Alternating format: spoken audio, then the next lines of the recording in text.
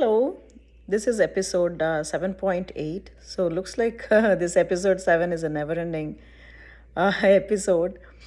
Um, the one memory that I have, in fact, it's my favorite memory of my age 7, is when my um, dad actually took us all, the whole family, to a dog show in Secunderabad parade grounds.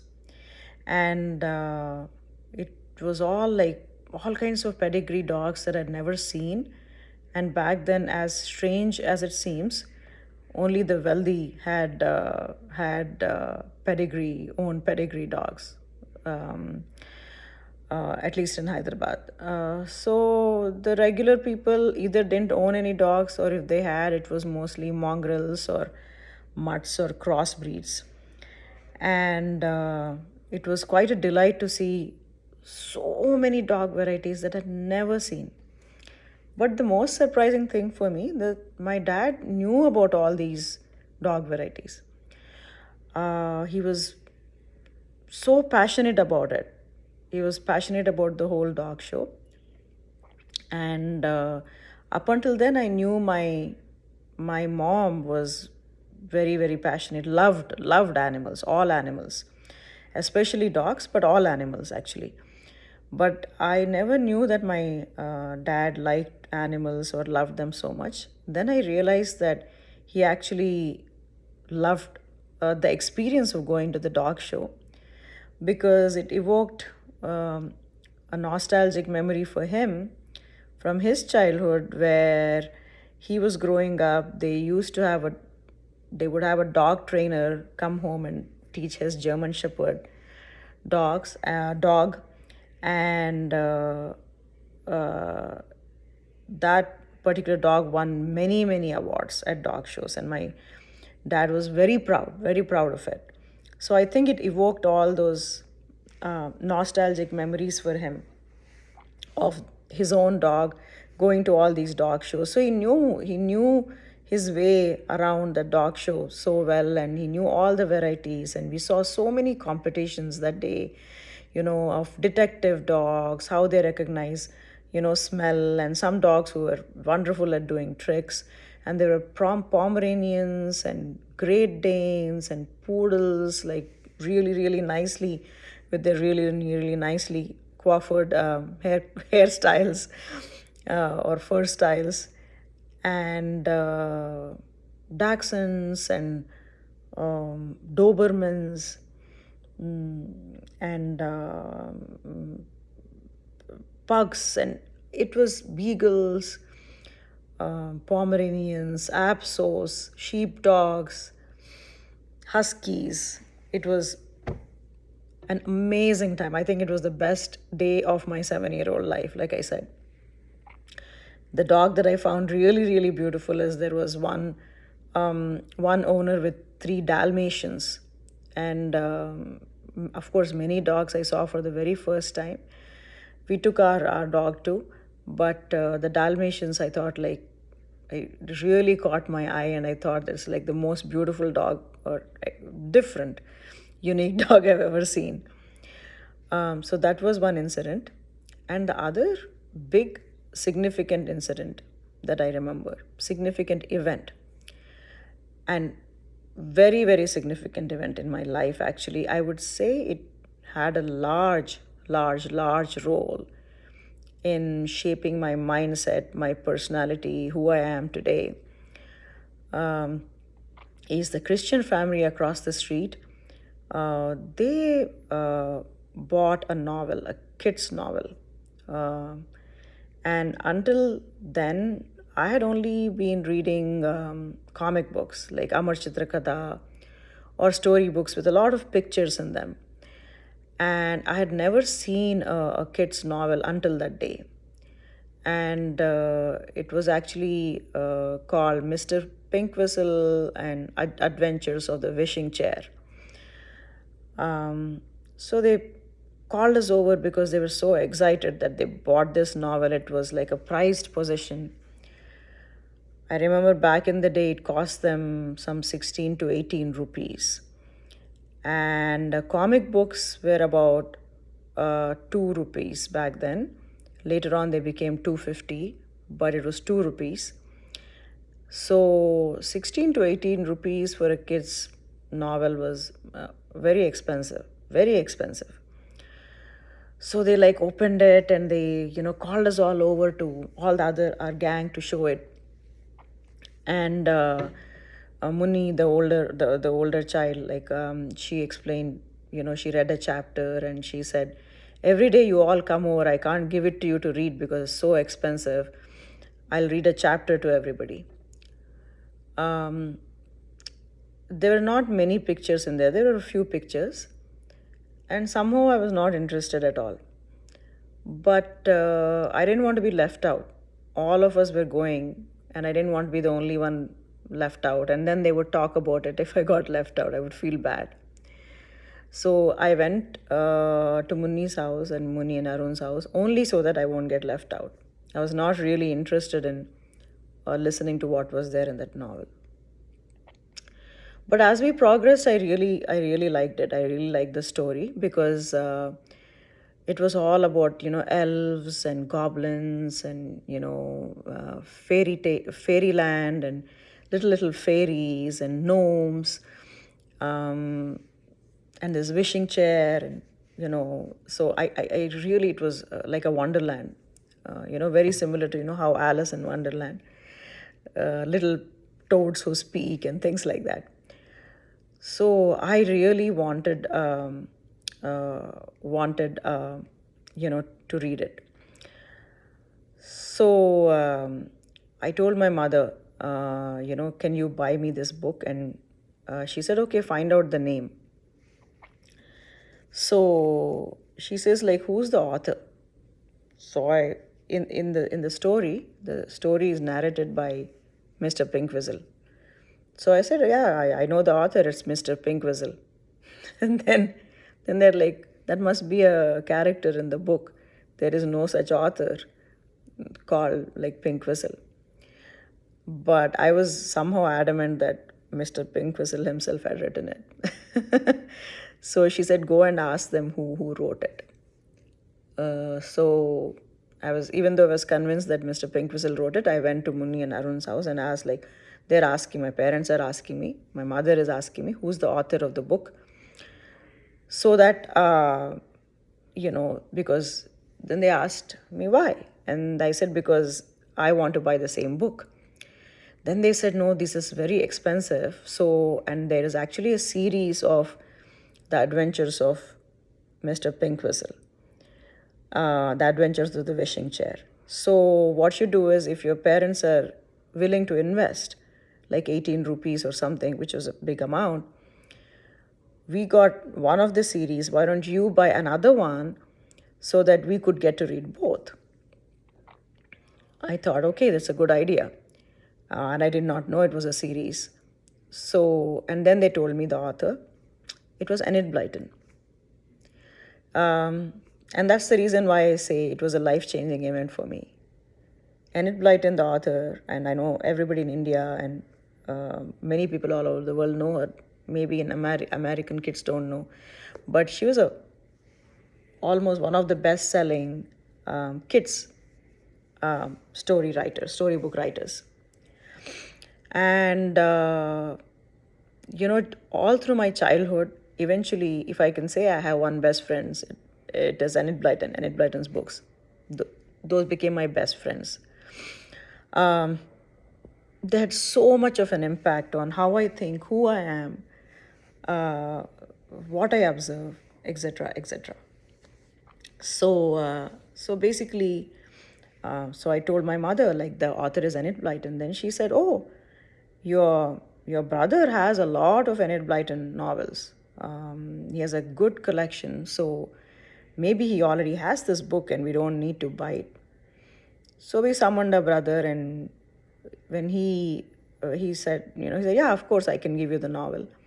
He asked what it was, and I told him Adventures of the Wishing Chair. And then he goes, that's like for 4 and 5-year-olds. Like, that's not for your age. You really should be reading a little bit advanced material for you that's appropriate for your age. I got so disappointed because I was really wanting to, and I also had made this deal with the neighbor that I'll buy this other Adventures of Wishing chair, but that's what my brother believed, that it was too babyish for me. So he said, I'll give you a series, I'll give you a book called The Secret Seven. It was one of the Secret Seven novels, also written by Enid Blyton. I asked, what is it about? He said, it's more about appropriate for your age. It's not about all these gnomes and goblins. It's like how, seven, you read it and I'll tell you. You'll know yourself. I was not at all interested in it, but anyway, he got me a novel, a Secret Seven mystery, and he gave it to me. It's basically a group of seven people who form a club, and they help the police solve mysteries and local thefts and local crimes in their town. So that's what it was about. But I didn't know what it was about. And when I opened it, literally there was a picture on the cover, and there were two pictures in the entire novel. I still remember the picture on the cover. It was like three snowmen standing in the snow. And that's the first time I'd seen the picture of a snowman.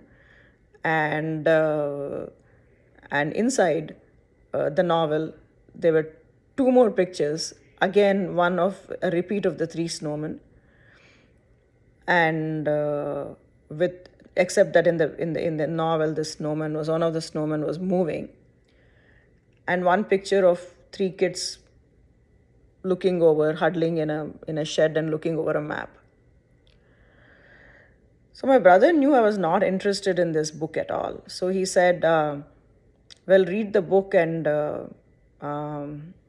promise me that you'll read it. So I said, yeah, I'll read it. But he kind of knew that I wouldn't read it. I was not interested. So he said, I will, read it, and I'll quiz you every day about what you read.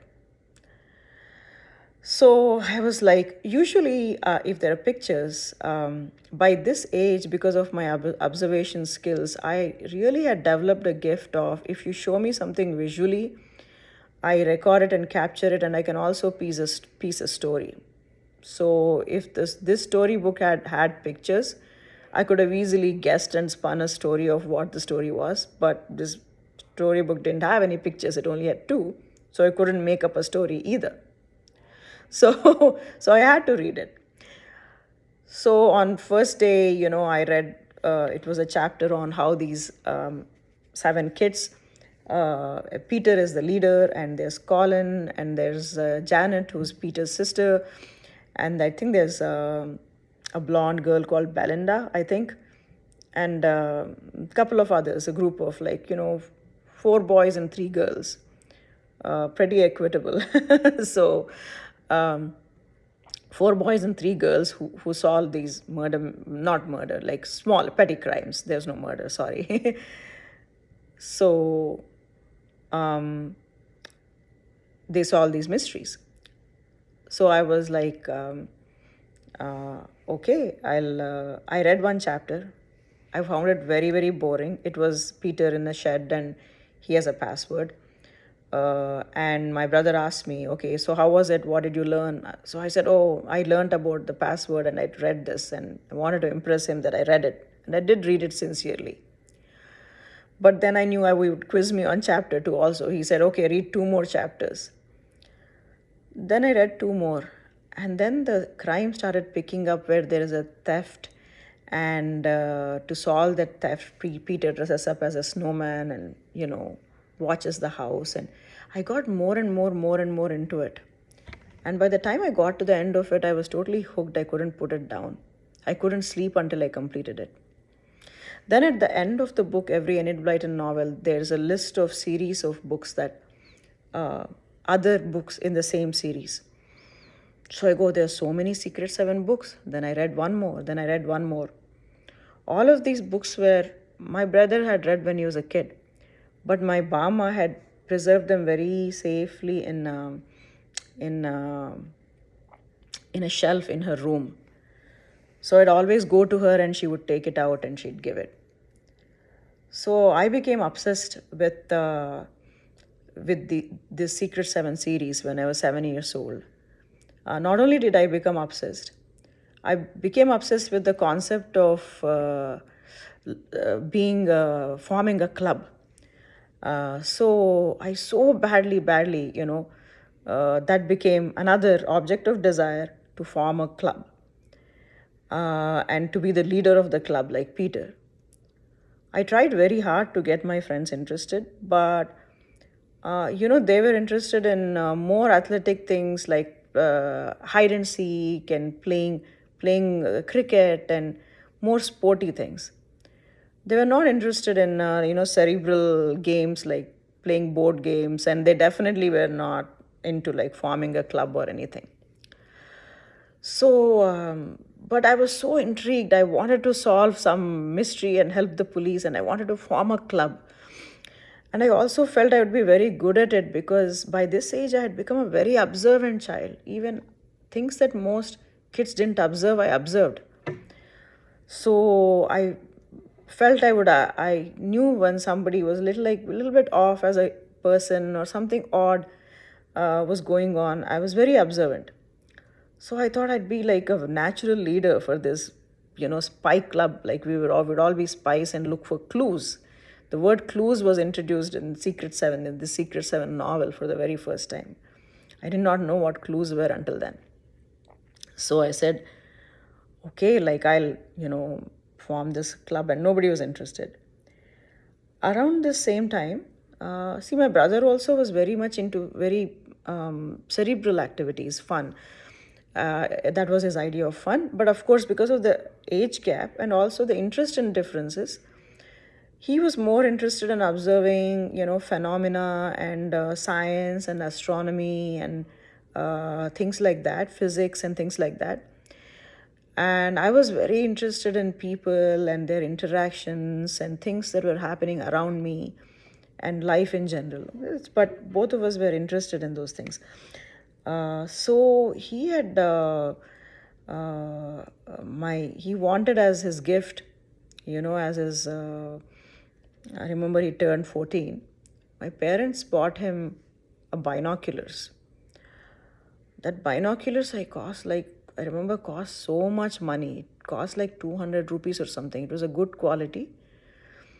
But I think it was a second hand one. I don't remember. But it was a binoculars and it was his. So I had never seen one and he was very much interested. And then once he showed me how to use it, then I wanted it so badly because I felt now with the binoculars I can spy on what's happening around me in the various houses. Meaning if something was off. So at night, 1 a.m., 10 p.m., everything was dark. If there was a light that went on, I would think, oh, is there a crime happening? And I wanted to see it with the binoculars. But I never could lay my hand on the binoculars. So I would just put my hands like this and try to like focus and see if there's any crime happening. Then, interestingly, I got so much into it. As soon as I came home, what I thought was, I'm sure, I just imagined that all around me there were like small petty crimes happening and I would help the police in it. I really got into that imaginary world where I thought like I should be this vigilante and help the police. So every day after came home, I used to come home from school around 1:30 p.m. afternoon. And my mom would come home around 4. So between 1:30 and 4, I had nothing to do until she came home. So what I would do is as soon as I came home, I'd ask my grandma, my bama to fill. I had a red water bottle. In that I would fill it with water. Then I purchased myself, there was a little store, general all-purpose store there called Hanuman Stores. So over there, I bought a notebook, a green notebook. It was like a diary actually. And and back then the world, it was so different. It was a different world actually because the population was so low compared to what it is now.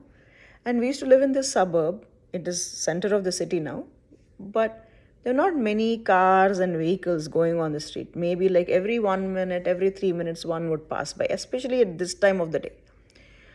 It was pretty desolate. So I took that water bottle and that notebook, and I would go every day, and I would love this activity. It would keep me entertained for hours every day, and for days. I'd go and I'd sit next to the at the end of our street. There was like a little footpath, like pavement, but it was a little higher.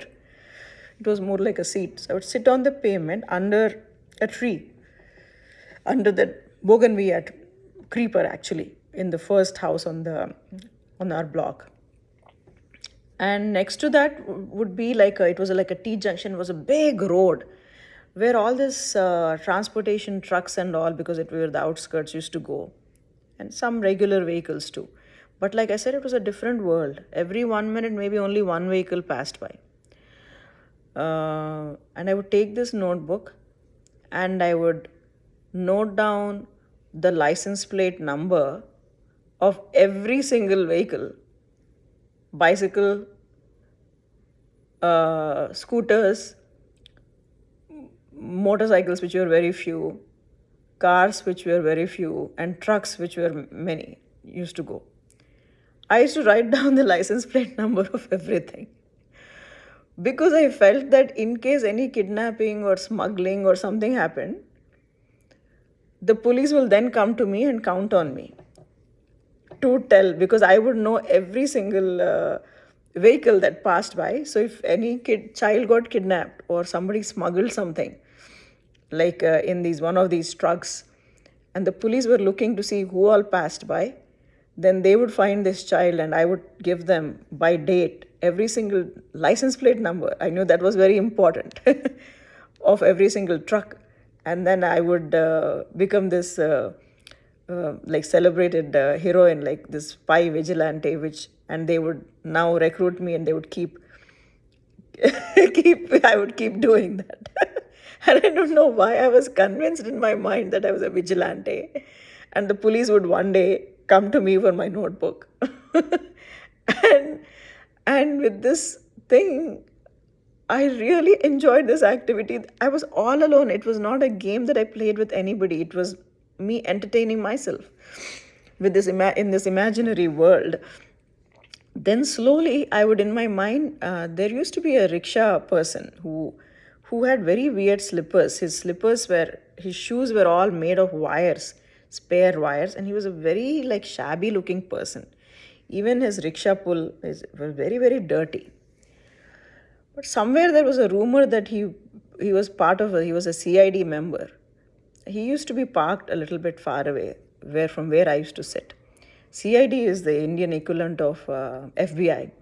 He was a CID agent, FBI agent kind of thing. And I was convinced that this was the truth. So I thought that he's also a vigilante, I am also a vigilante. So somewhere when in the future, if the crime happens, we can support each other. And then there was a beggar in our neighborhood. And she didn't have a name. Actually, my mother was very kind. She eventually found out her name. Her name was Sitamma, but nobody knew her name. But she was a very popular beggar. She was a little bit like a mad person. She was a little overweight. And her name was Beiman Double Roti Beiman. Double roti is bread and Beiman is dishonest. And nobody knew why she was named Dishonest Bread. Eventually, somebody asked her, and they said she was trying to steal bread from the bread store. So that bread store person gave her that name. But everybody called her Beiman Double Roti. Now, this lady was like a gypsy. And not like a gypsy, she was just, we used to be she used to beg, and she used to only beg on our street. And I would always think either she's going to do a theft and I can catch it, or she is also a vigilante like us, like me and the rickshawala, and she'll be part of the gang. But either way, it's good to keep an eye on her. her movement. So I would go and I would write all this, but I would also keep an eye on her movement. Then there was another tribal lady who it's called Lambada tribe. They used to wear this exquisite, all mirrored handwork that they used to make themselves. So she used to do some construction work. All Lambada people, many of them used to do construction labor work. But she was a like kind of solo person. She didn't have any family. She was all alone. So basically, it's like a gypsy kind of tribe, nomad tribe part of. And those were all of them used to be doing construction work, many of them. And they used to live in these settlements. Nobody knew where they lived, but they used to live in these settlements. But she didn't live, she was not part of, they used to always be in groups. This lady was like kind of like a lone ranger. She would also come and sit next to me under the tree sometimes. But that's not because I never thought she was a vigilante. I knew she was a laborer, but somehow she didn't eat with her tribe. She used to come and sit in the pavement next to me and eat her lunch. I used to observe how she used to eat. Like, she didn't have any vessel or plate also, so she always had a roti. And in that roti, once I saw somebody come outside from the house into the pavement and put pickle on that roti. Then she would use the roti like a plate, tear up the roti until the one last piece was left, and she would eat it. That really fascinated me. And when I went home, I started eating rotis like that without a plate, putting the pickle in between and all that. Then I used to observe that. And many times she'd sit a little bit far away from me on the pavement. I used to feel, oh, okay, I have a little bit company. I used to never talk with her, but I would observe her a lot. So these were the three characters that I used to observe along with all these vehicles. And I did that for, I think, a good until we actually for a good 1 year I did this, and it was fun. I never got bored actually. So what I learned from I think from this episode, like if I can reflect, what I'd like to say is, there are times in your life where you won't always be surrounded with friends or family. And I think of this time when I used to write down all these numbers, or how excited my dad was when he was in the dog show like a kid, because he used to train that when he was lonely in his parents' house. He used to train the dog. That's how he used to pass his time. So in life, it's very important to have some kind of a pastime that you can do by yourself, that you really enjoy. It could be reading books, it could be travel, it could even be people watching, like how I used to do. But have something that you really enjoy, because there are times in life where you'll be lonely. And you need to not feel lonely, and you need to know how to keep yourself occupied, how to be your own best friend. So cultivate like that one habit, either watching movies or reading books or traveling alone, solo, or people watching, or a combination of all of these three, traveling and people watching, or photography of nature, or take solo walks or solo hikes. I do all of these, and I really, really enjoy it. So this is something that cannot be undermined in a world where there are many times when you find yourself lonely. You won't always have entertainment. You won't always have friends or family or something going on around you. So it's nice to have that. So that's all I have for today. And I think that does conclude episode 7. So I'll pick back up next time. I know I keep saying this, but this time I will pick back up on episode 8 next time.